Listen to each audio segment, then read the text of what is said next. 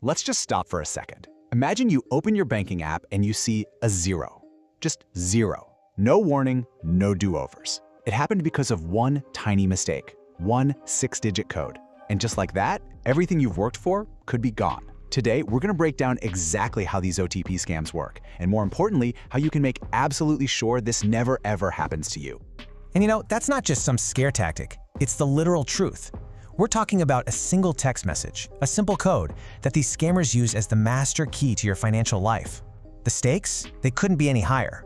Because let's be real, this isn't just about money as a number on a screen. We're talking about your actual life, your retirement that you've been planning for decades, the emergency fund that gives you peace of mind, the money you've saved for your kids' future, your business's payroll. All of it is on the line. All right, so let's get into the nitty-gritty.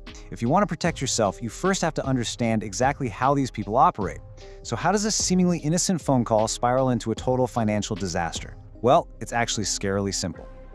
This isn't some abstract concept. Let me tell you about a real person, Michael. He's a regular guy, 34 years old, from Texas, totally responsible with his finances, probably just like you.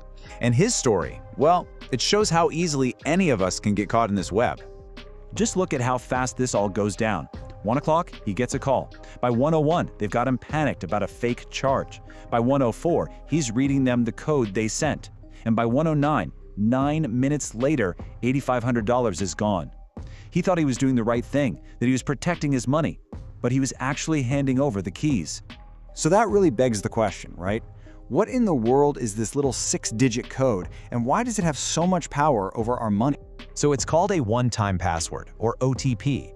And its job is really simple. It's there to prove that you are you, and that you are approving something right now. It's that final security check for logging into your account, or, and this is the important part, for authorizing a transfer on an app like Zelle, Venmo, or Cash App.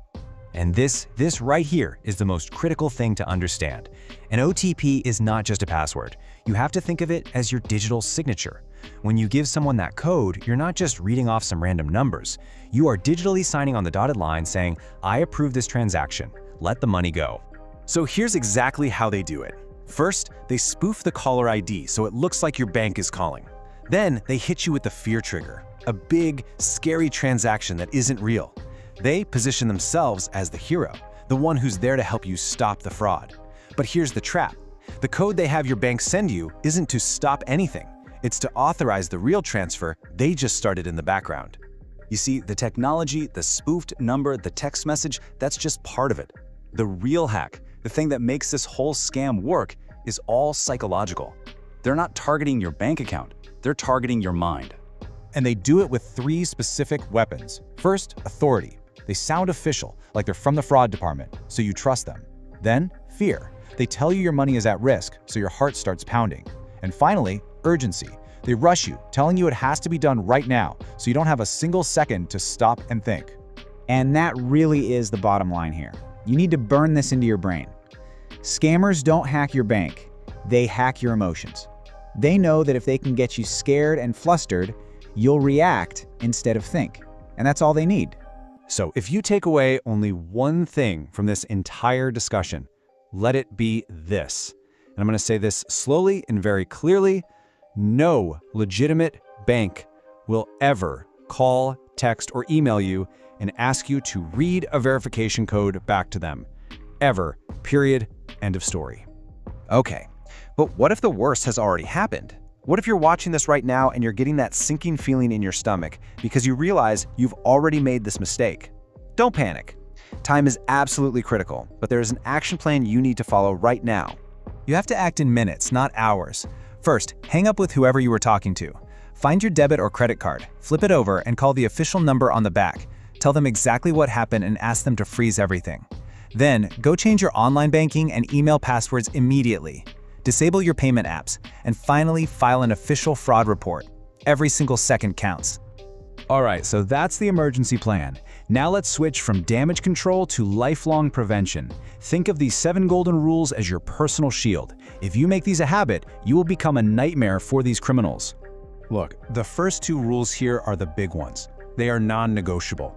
Number 1, never share that code with anyone, for any reason. Number 2, if a call feels even a little bit weird, just hang up. Don't argue, just hang up and call the official number on your card yourself. On top of that, build your defenses. Turn on transaction alerts so your phone pings you every time a dollar moves. And always, always remember, urgency is their weapon. If someone is trying to make you panic, it's a giant red flag. So after all of this, I really want you to walk away with this one thought. That 6-digit code that pops up on your phone. It's not just a set of numbers. It's not just a login code. You have to start treating it with the exact same care and security as you would a stack of $100 bills. Because honestly, it's not even an analogy anymore. In our world of instant, irreversible digital payments, that code is cash. The moment you hand it over, it's gone, and getting it back is next to impossible. And that brings me to my last question for you. Right now, who comes to mind? Think about your parents, your friends, maybe a sibling or a colleague. Who in your life needs to hear this? Because awareness is truly our best defense. Sharing this information, it might just save someone's entire life savings.